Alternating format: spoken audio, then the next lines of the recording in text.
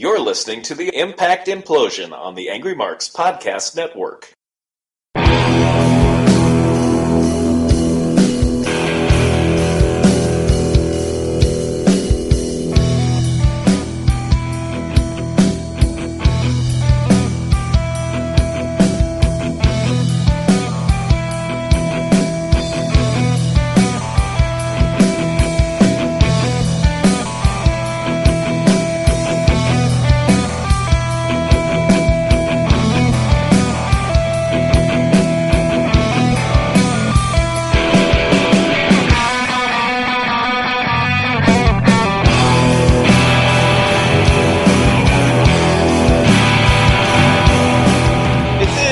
June 28th, 2018. It is another episode of the Impact Implosion here on the AngryMarks Podcast Network. As always, I'm Seth Draken, and on the other end is the flavor town of my tables, Mr. Mike Poland. They can't handle this. Yeah, three shows, all of them terrible. So yeah, we got Hit three the shows. Tables, everybody. Yeah, three terrible, just god-awful I didn't shows. see 2 weeks ago, so you're going to have to fill me in on that one. Oh, yeah, 2 weeks ago. So, yeah, Eli Drake has signed a contract extension. Poor Eli. Well, I think actually it's better for him because he's going to be the big fish swimming in a small pond instead of getting lost in the shuffle in NXT. Or on the main roster. Oh, yeah. I think he's going to get lost if he tries. So, yeah. Just like some of the other guys already are. Yeah, sometime all the other big names. Allie and Rosemary have a new web series called Welcome to the Multiverse. Is Stewie and Brian from Family Guy on that? No, but it's actually pretty good because it's just Rosemary being, crazy, just animalistic mostly, and Allie just being Allie. Aloof. Completely aloof. Oblivious, aloof, any other word you can think of. Yeah. Oh, they're trying to tell her about Swedish fish. What a thrilling conversation that sounds like. It's 3 weeks, like 2 weeks ago. Moose arrived, but they didn't show Eli Drake yet, so maybe he is late. And they finally got it right that Moose has never held Impact Wrestling Championship Gold. And not just Impact Championship Gold, because, he's been Grand Champion twice. And what memorable reigns those were. Yep. And we start the match with the Grado. Never mind, Eddie Edwards beats him up, so thanks, Eddie. Even the commentary kind of spoiled your interruption by talk. While this Grado was coming out with Katarina, they were saying, oh, Eddie Edwards and the whole Eddie Edwards situation. And we're talking about that. Oh, set it up. So Eddie pointed his kendo stick at Katarina up on her chin in a very threatening manner. Not cool. Can't believe it's that big, Eddie. Yeah. So Eddie has a mic. He's mad that Dreamer interrupted his attempted murder. And yes, if you want to know that if that was his plan, he literally said, I was going to kill him. Oh, just like the evil guy in a movie. Yep. So he calls out Dreamer, and Dreamer's music hits, and Dreamer's looking like, what I do? Dreamer's got the what I do look on him.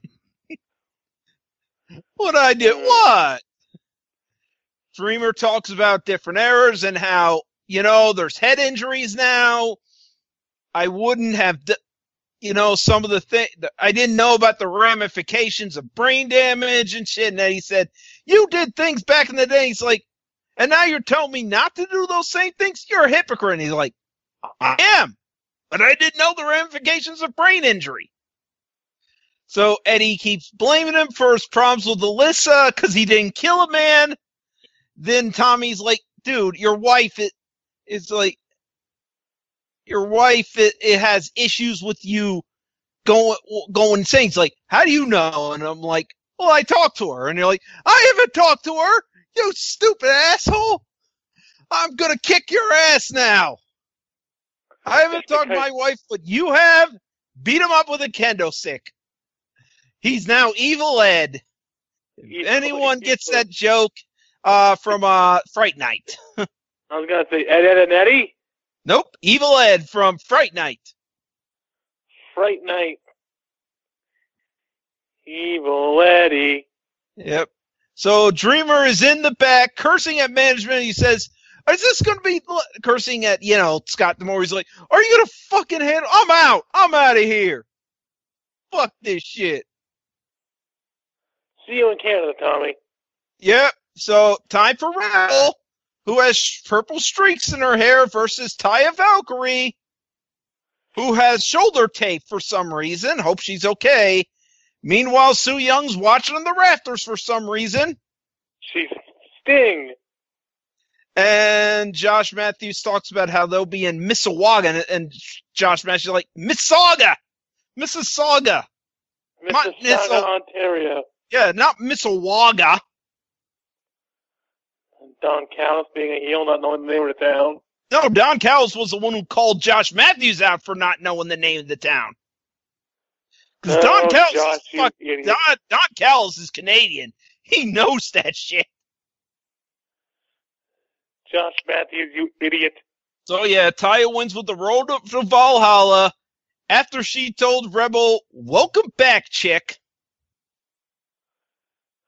Then Taya has a mic. She then mocks Applaud Madison Rayne for coming back, but says this is now her kingdom. And next week it'll be Taya versus Madison. So, and the excitement of the crowd. Yep. GWN Moment of the Week, AJ Styles versus Samoa Joe versus Daniels at Unbreakable 2004. Man, remember when TNA had huge freaking potential before so many idiots fucked things up? 2005 and 2006, all too well. Oh, yeah, 2005. That's what it was, not 2004. Okay. 2004 to 2006, and then Russo and all those other people started to come. Yep. Matt Sydal interview says, my opponent, Brian Cage, may be a giant, but I have inner strength. And meanwhile, Mackenzie does look attractive in that outfit, but may have overdone it in the makeup department. OVW time as Sami Callihan is sporting OVE time as Sami sporting his eyes shut with black cover all over. I want you to remember this because you might remember if you went back to watching the stabbing where he tried to kill his eye. It was his left eye that he was. So, of course, Sami has the shut eye and makeup on his right eye. Of course. And we'll get back to that later because, again, they don't know. So, Cult of we don't know.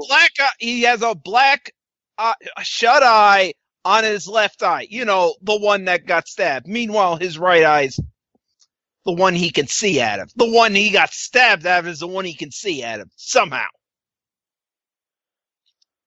So, Cult of Lee takes on Fall Out versus KM. And I can't believe I like the two guys I did not give a shit about in Ba and KM in solo acts. So they have good chemistry together. Yeah. So unfortunately, Ba accidentally Samoa drops KM, and Cult of Lee takes Ba to the back. Just takes him out of the ring, and then pins KM. And just when I thought this tag team was going places, they break up. As KM shouts Ba. Yep, it's over.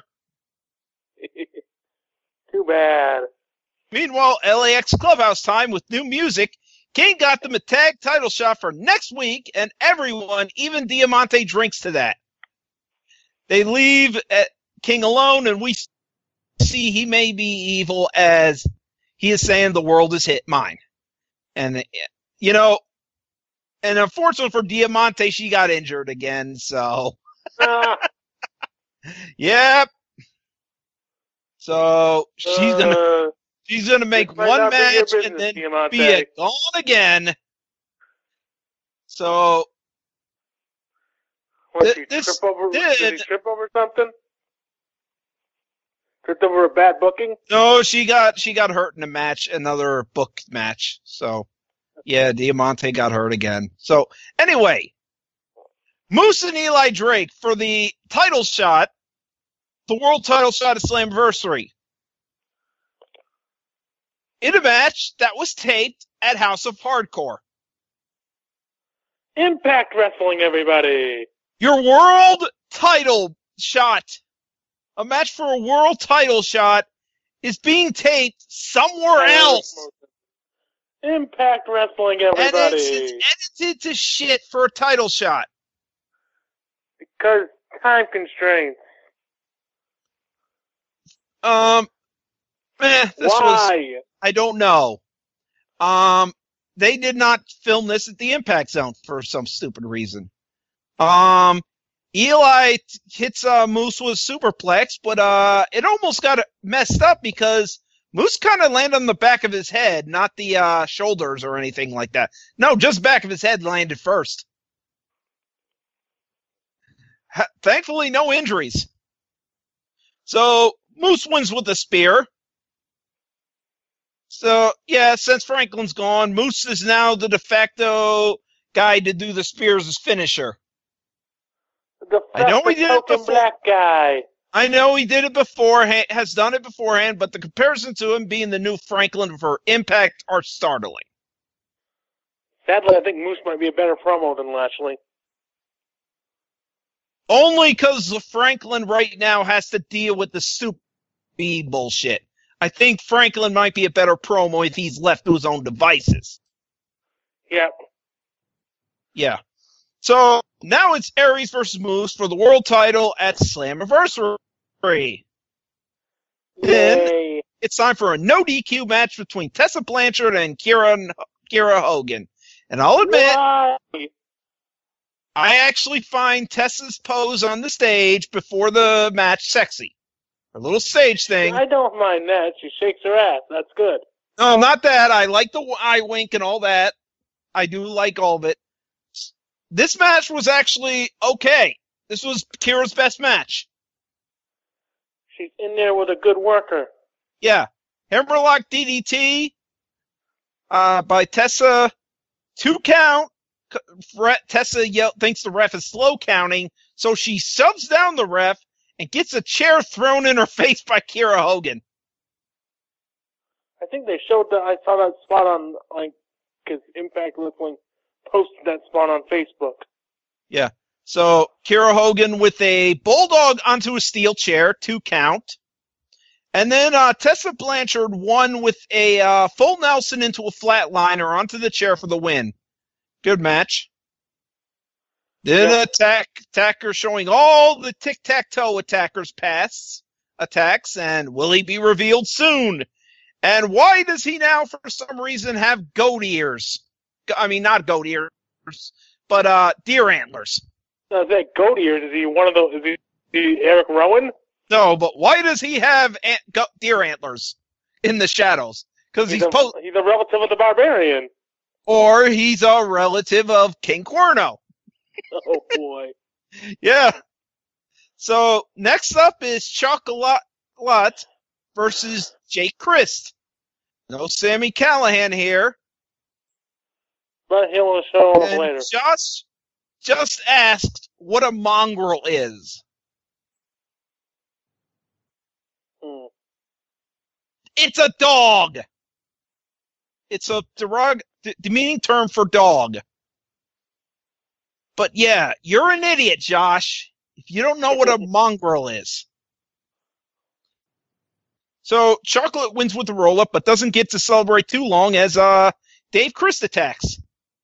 Chocolate seems to be doing okay against the Christs. Josh is the mongrel. Thank you, Steve. Anyway, Chocolate seems to be doing okay against Chris, but Sami Callihan comes out with a baseball bat, and it's all too much. They try to take off the mask of Chocolate, but Pentagon Jr. comes out to make the save. Chris gets thrown aside, and Sami bails. So, main event match time as Matt Sydal defends his title against Brian Cage. And Brian Cage is dominating for the most part in this match, but out comes Congo Cat, and Jimmy Jacobs for some reason. He looks at him. Matt Sydal takes advantage of distraction for a few minutes of offense, but Cage is back to being powerful. Then Cage gets on the outside, puts Sydal back in the ring, and then Congo Cat, behind the back, throws Cage into the steel steps. And Matt Sydal wins by countout. So meanwhile, that was the main event of the show, but backstage, Fallah Bahh has been taken out, and we see Petey over him with the X sign saying, huh? What's this? Sanjay shows up. He's like, I can't believe you, Petey. How could you be the random attacker? By the way, one of the people checking Fallah Bahh is Sugar Dunkerton. Hey, he's here. Yeah, random cameo. And Petey gets arrested by a random cop who is there. Then Petey gets led away from everything, and I'm serious about this. He does not get taken outside or make a turn. They take 16 steps away from the incident, and Petey gets attacked. And well, guess what? Nobody comes to save Petey. The cop is the one who did it, and it's Killer Cross. So yes, 16 steps away. Nobody's hearing Petey Williams get the fuck beat out of him. Impact Wrestling, everybody. Yes, that's why it got a D, because it was all fine and good. And then, oh, hey, go 16 steps in a straight line. Boop, boop, boop, boop, boop. Oh, we're far enough? Okay. No, we're not. We're not far enough. Okay, we're still doing it. Stupid! And then he looks at the camera. Karros looks at the camera and says, you should probably call the police. No! No, really? Weren't you the police just a few seconds ago? Maybe you should, maybe actually, Petey should get off his damn ass and look 16 feet away from him. Cause his buddy that he just accused of, being the attacker just got the shit beat out of him by a fake cop. Are you fucking kidding me with this shit? Oh, we've got a front runner for worst angle of the year.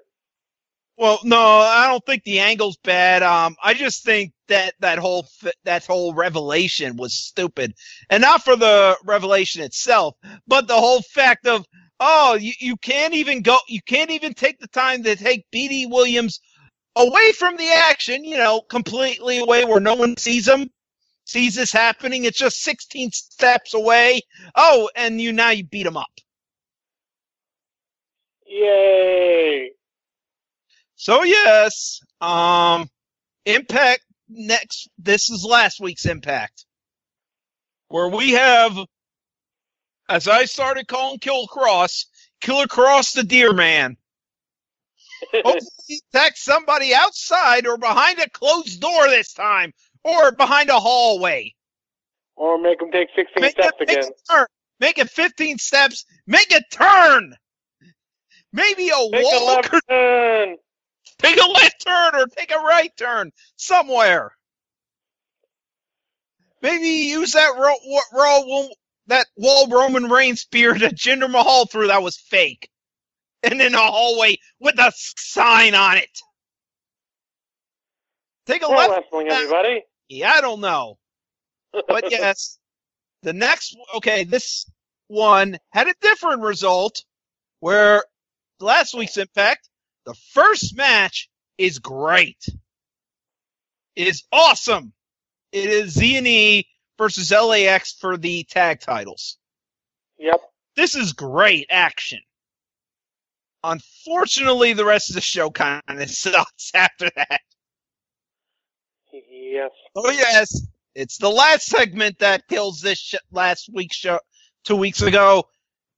Last week's, it was the opening segment that was great, and the rest of the show kills it. So, LAX wins with a street sweeper after Everett misses a 450 for the win, or a Phoenix Splash, it looks like. Yep. It was a really fun match. Great way to start the show. Although I wish the crowd was better. We don't have to worry about that this week. Crowd will love this. Ate this shit up.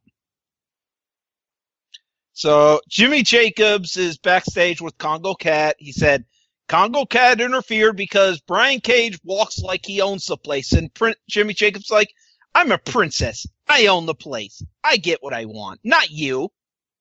Me. So a segment that sadly shows the sad breakup of Falaba versus KM. Because they had potential. So here comes KM. KM says he's a ratings guy. He's bigger than Impact Wrestling. But he tried Bob, but Bob is too thick-headed to get it. So, Bob, get out here. We'll fight right now. Falaba comes out. Seems he recovered nicely from that attack last week. Television magic. Yep. Bob gives him a crumple of nope that was in his trunks. Ew. And he gives that to KM before saying, Baba, and leaves.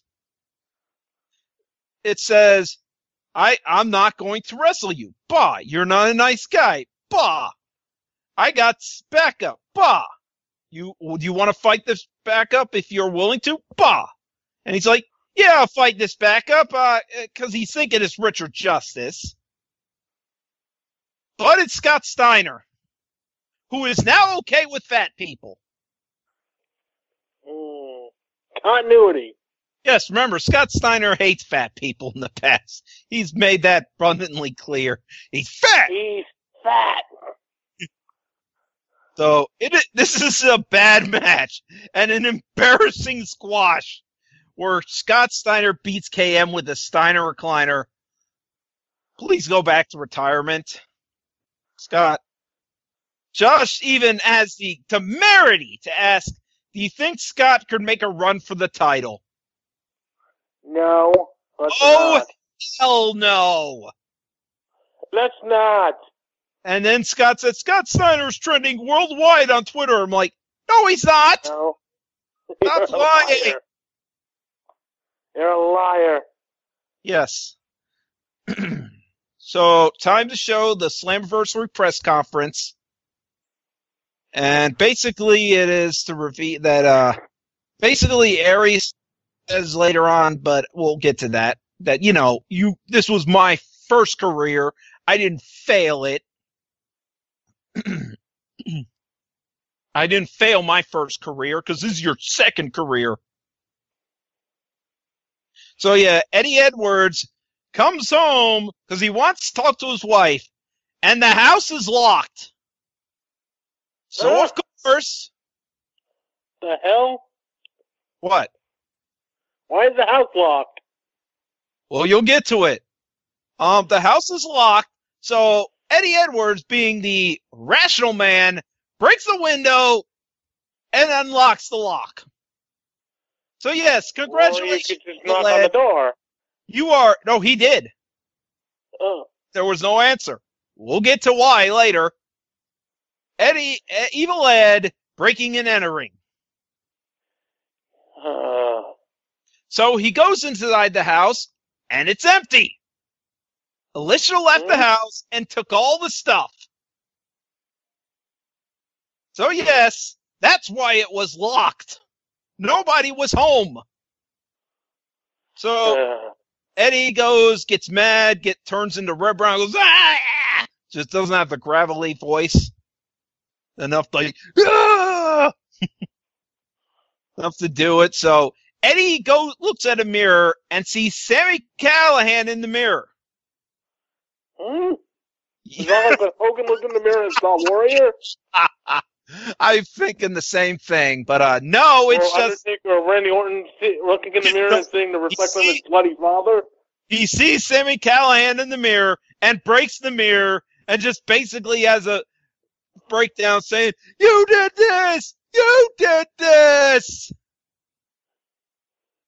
No, he didn't. He's moved on. So we go to OVE again, and remember last time I mentioned he had it on his right eye, even though he was stabbed in his left eye? Well, now he has tape back on his left eye. Continuity, everybody. Continuity, people. And OVE says they ain't scared of Pentagon Jr. or the Luchadors will get their asses kicked. That's later. Yep. So, Taya Valkyrie versus Madison Rayne. Bizarre. And they use this time to promote the fact that they're having a knockout show with Rise on July 7th. And I'm like, oh dear, I'm going to have so much better shit to watch. Because UFC's on that night and the New Japan show is on that night. What's the New Japan show? The New Japan show in San Francisco. Okay. Yeah, which is main evented by Kenny Omega versus Cody Rhodes. Cody. Also, that's what, next Saturday night? Yeah. So yes, there's that. It's gonna it looks like a really good lineup. That card, and also UFC with Miocic versus Cormier. Daniel Cormier. Yes. So anyway, this match, Madison Rayne hits her finisher and beats Taya Valkyrie. What? Does that make her look good before she loses to Stu Young? Taya Valkyrie. You first had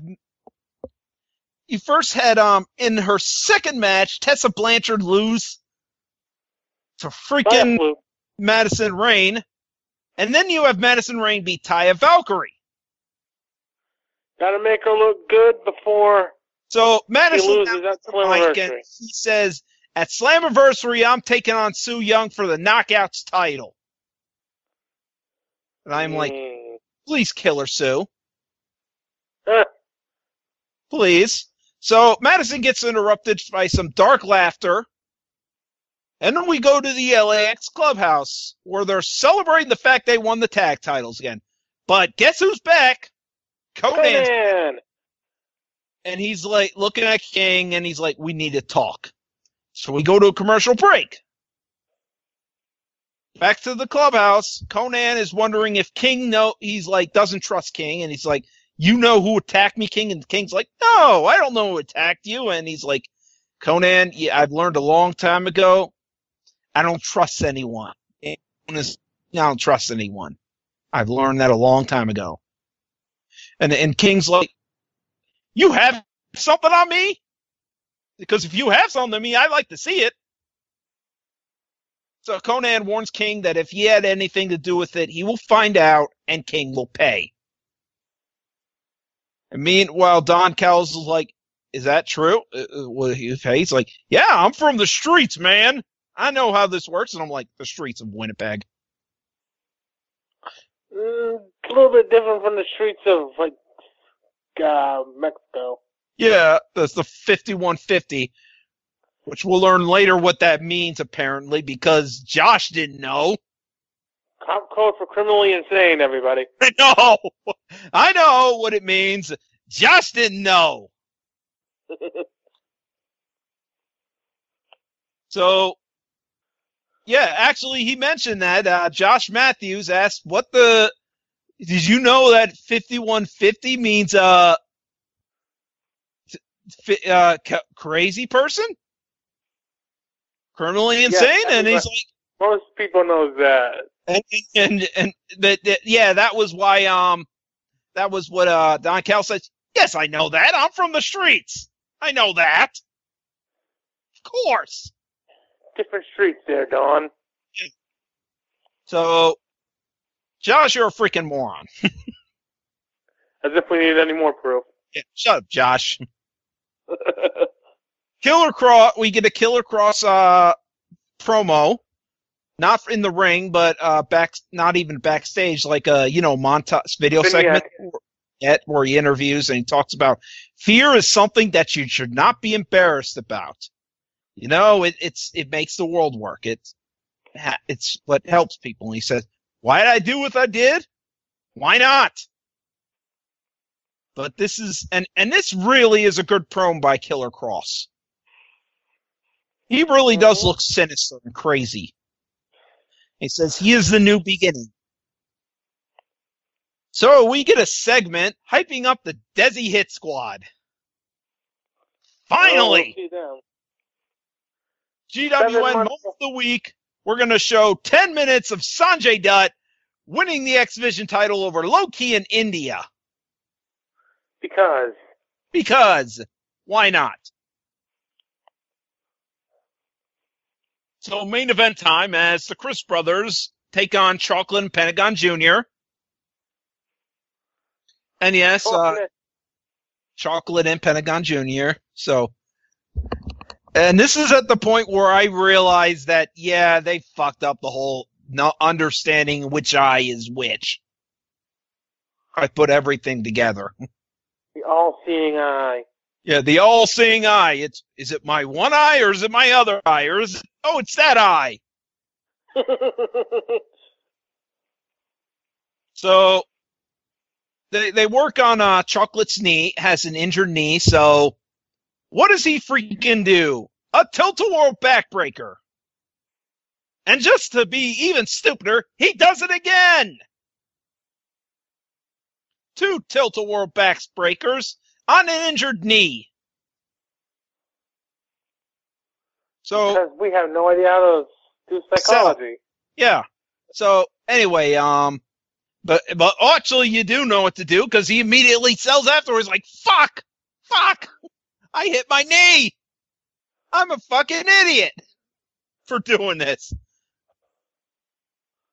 Mm-hmm. So anyways, Pentagon wins, hits the Pentagon driver, and then Sammy attacks afterwards and eventually hits Pentagon with the bat. And OVE tries to rip off the mask of Pentagon Jr., but Chocolate chases them away with a steel chair. And Josh says, he's trying to take the mask away. Yeah. Trying to take the mask away. So yes, this show sucked. And now we go to a college in Canada.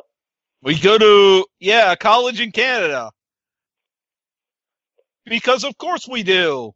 Why not? Because Impact can't get any better places in Canada. Nope, but although this crowd was a little more alive than the last ones. The college crowd. Yep, the college crowd. So, by the way, never mind. No, that's the wrong thing. Different tweet. Last week, the first match was great. Then the rest of the show went downhill. So Impact is now in Canada again. And we start off with the promo from Madison Rayne. Because why not? So Madison Rayne says, I came back this time to provide a soundtrack for the Knockouts division. I'm like, you aren't a musician. You aren't a musician. You can't sing. That's how you provide a soundtrack. Which lasted all of 1 week. I know. Yeah. Well, of course, and the crowds are like chanting, one more match. Because why? Because she already has a match at Slammiversary already booked. So she's gonna get that one more match no matter what you chant. So Madison Rayne says, I'm scared. It might be trouble. Rosemary's been beaten and not seen. Allie's been beaten and not seen. But I talked to my daughter, and I convinced her that there are no monsters hiding under her bed. So I got. Her daughter's probably the most intelligent conversations you can have in that household. Yeah. There is no monster hiding under the bed. No one in the closet. That's why she's gonna fight Su Yung, like give her. That's what her advantage is. She knows that. Oh, that's great logic. I know. So Tessa Blanchard's entrance hits, and unfortunately, we don't get the great shot from the camera. Fuck, the one thing Tessa's entrance is great, and you can't even get it right. Dumb shits. So Tessa's like, really, you're doing this? And like, you might have a chance at Mother of the Year. And I'm like, yeah, right.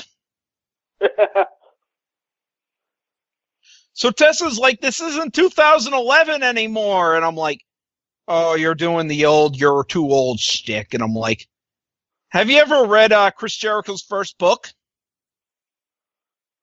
Have you? Me? Yeah. Yes. There was a time in Mexico where he was facing an older wrestler, and he started doing a promo about how you're old and all this, and another guy had him, out of him. Another guy had him verbally berated him for doing that and saying, "What the fuck, man? You lose by doing that promo because either you lose both ways. Either you just beat an old man, or you got your ass kicked by an old man. Congratulations, you look like a dumbass." So yes, Chris Jericho learned pretty early on that you can't do a "you're too old" promo. Mm-hmm. So meanwhile, Su Young's voice starts saying, thinks all this is hilarious. And, yep, and Tessa cheap shots Madison, and that's the end of the segment. And they're going to have a match in the main event. Yeah, that got revealed. So this is going to be another Impact in multiple places. Because. So, and here's Rich Swann is coming out, and oh dear Lord, Rich Swann decided to shave the front of his head, and now he has the dreads in the back. Oh dear God. Jay Lethal dreads. So I got so many fucking jokes on this right now. Rich Swann. That's a dreadful hairdo. Rich Swann looks like Tong Po from Kickboxer if he had dreads instead of a single braid. Rich Swann looks like the fucking Predator. Rich Swann now looks like Jay Lethal, as you've mentioned, the Jay Lethal look. Not a good look. Richie Swann is what it's. Dead air. You have all this shit down, you lose it all. And Rich Swann must have fallen on hard times since he lost half his hair. His bootleg is he has a bootleg version of his WWE thing, and now he still has heat over that assault of his wife thing. Even though his wife probably got him hired for this. Yes. Oh, the irony. So yes, that's all the Rich Swann jokes. Because yes, and meanwhile, while this is going on, we have a match where he's fighting Trevor Lee, who marches to the beat of his own drummer, according to Don Callis. Yep, and Rich Swann starts dancing immediately, and I don't know if I can handle this. He's a shorter version of Ernest the Cat Miller. Yeah. He just needs red shoes. Yeah, so Rich Swann wins with this finisher. I forget what it was called. I don't know what their Impact calls it, but we'll find out soon enough. And then we go to Impact in PCW Ultra, where Brendan Gunn Jr. just had a steel cage match and gets attacked by Sami Callihan. So we didn't know who Pentagon Jr. just beat, but Sami Callihan Jr. comes out with the baseball, beats him up.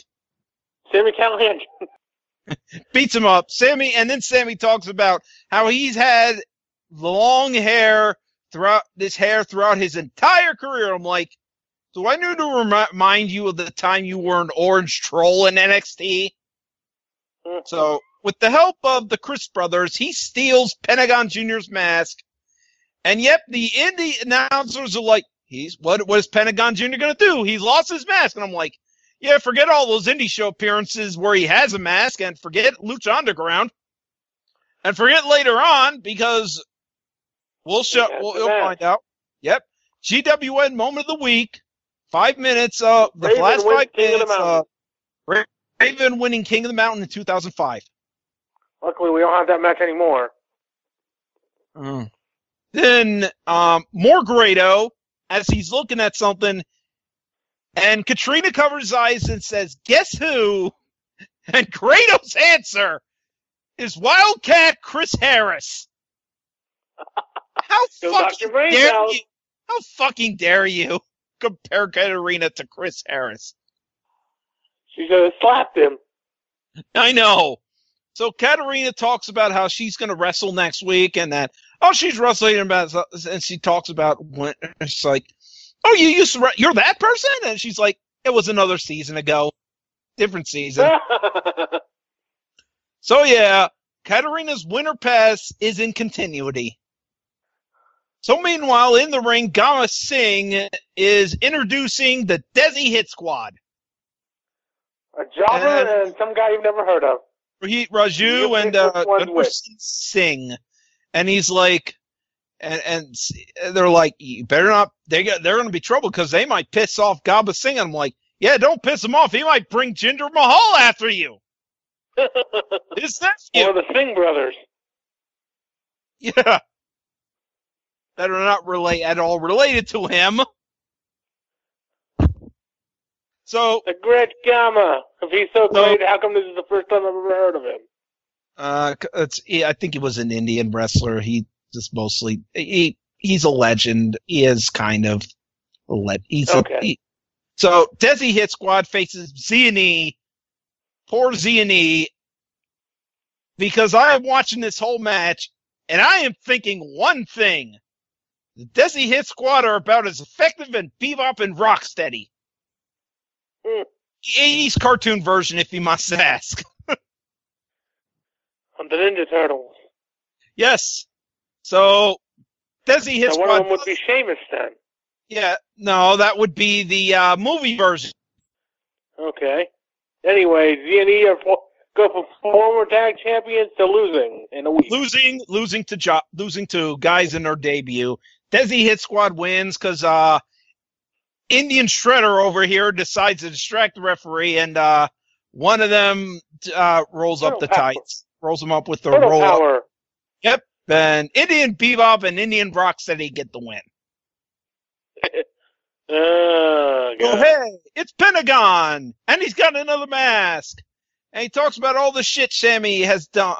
So much for that whole, we should call criminal. He stole a mask. He has another one. And he challenges Sammy to a Lucasdale Place match at Slammiversary. Yep, mask versus hair match. And so then we get a really good Moose segment where it talks about his football career, and he's like, after I got traded by the Falcons, my hometown team, it kind of went downhill. Even though I was with the Patriots, I never felt the same. He got traded by his hometown team. He probably soured on it. Yeah. Even though he got a second chance, he really started trading with the Rams in St. Louis, because they sucked in St. Louis for a while before they went to Los Angeles. So then we go to House of Hardcore at the arena, which is no longer allowed to be called the ECW Arena. The 2300 Arena. Yep, the 2300 Arena. And we see a match Tommy Dreamer's in, but it stops because Eddie Edwards hits him with a kendo stick. And Dreamer immediately bleeds. And we have to set up this feud. And then Eddie goes crazy. He gets the part of the broken kendo stick and starts stabbing Eddie in the head with it. Dreamer, he's stabbing himself in the head? No, starts stabbing Dreamer in the head with it. You're right. And then he chokes him out with the other half of the kendo stick. So yes, Eddie's to leave him the fuck alone. Yeah, and Moose goes, "What the fuck are you doing, man? Dreamer was with us." And Eddie's like, "Leave me alone!" Ah! I'm angry, Eddie. I'm Evil Ed. Ah! So LAX Clubhouse segment. King's on the phone. He's talking to somebody. When he's interrupted by Santa Ortiz, or celebrating about the money and the tag titles, and he mentions that he was probably on the phone with Peaches. Yeah, Peaches. Wife? I don't know who, but yeah, I don't get it. So somebody. But Conan still shows up, and he's still weary of King. And he's like, King, I know you did something, man. I have proof that you're evil. I will give it to you soon. And King's like, fuck this. I'm out of here. So yeah, time for a non-title match with Desmond Xavier and Matt Sydal. And before that, we get to learn that Killer Kross will make his Impact in-ring debut next week. And we also get the rundown for some. Do we get the rundown for some of the matches for Slammiversary? Yes, we do. That's later, but Matt Sydal wins using the finisher after a referee distraction because Desmond Xavier's been selling that he injured his ankle at one point. So on a Dragon Stroke sauce. Here comes an angry Brian Cage, but immediately gets attacked by Congo Cat. We see that Sydal has formed a new alliance with Cat and Jacobs. He leaves. Cage gets beaten up by those two. We'll set up that match for next week. Yep. Then Sami Callihan announces that, I'm going to accept this freaking challenge. This hair's been with me forever, man. I'm like, well, it's only going to be with you for about 3 more weeks. Yeah. He's like, this hair has been. And then they announce all the matches, and interesting enough, they announce a international fatal 4-way. Rich Swann, Phoenix, Johnny Mundo, and Bone Soldier Taiji Shimori. That should be interesting. The only problem is that's the way you're bringing back Johnny Impact and Taiji. You're putting them in this. Oh, Johnny Impact, not Johnny Mundo. What? My bad. Yeah, well, same thing. Just different name. Yeah. So anyways, Aries is backstage. They ask him if he's worried, how he's prepared for this Moose thing. He's like, I'm fine. I'm glad with this company once again has one undisputed champion with one belt. And I'm like, we always had one. The grand title was shit. The grand title is never a belt. I know. It never meant anything. So Moose says that Aries says Moose failed at his first career, and meanwhile he didn't, and that's why he'll win, because he succeeded. Goody. So someone and then an Impact. Main event time, Tessa Blanchard, and again, the camera can't do the full entrance shot. Canadian cameraman, everybody. Yep, so this is a match between Tessa Blanchard and Madison Rayne, and it's a nothing match, and Madison Rayne actually wins again. But while this match is going on, we see a little vignette, the little silhouette of a woman on the side. It says coming soon. Don't know who that is, but yeah, we might get another woman summoned soon. So Tessa attacks Madison after the match, has a chair with her, about to use it on Madison, but here comes the Undead Brides. Su Young. So Tessa decides. No, Su Young gets the fuck out of there, and they all surround. Tessa gets the fuck out of there. Yeah, so Madison's alone. All the bridesmaids go up to her and start just pounding on her. That's the weakest pounds you ever saw. And here comes Allie. Then Su Young's about to finish the job, and here comes Allie, no longer a demon. So yes, the darkness thing that she embraced, that's gone. Fuck you, TNA, for wasting that segment. And that's the end of the show. Another D. 3 Ds in a row. Dear God, there's a reason I need a drink. This was just bad. Someone just said, you're not doing a painful job of convincing me to buy Slammiversary. Or someone else says, WWE fan, I guess. And I'm going to immediately post this WWE fan that I haven't watched the main roster stuff since 2014. Most of it. I do watch the big 5 shows, but most of it I stay away from. So I'm not doing a good job of Slammiversary, and you got 3 weeks to go. I know. 3 weeks to go. Pray it gets better. Hopefully.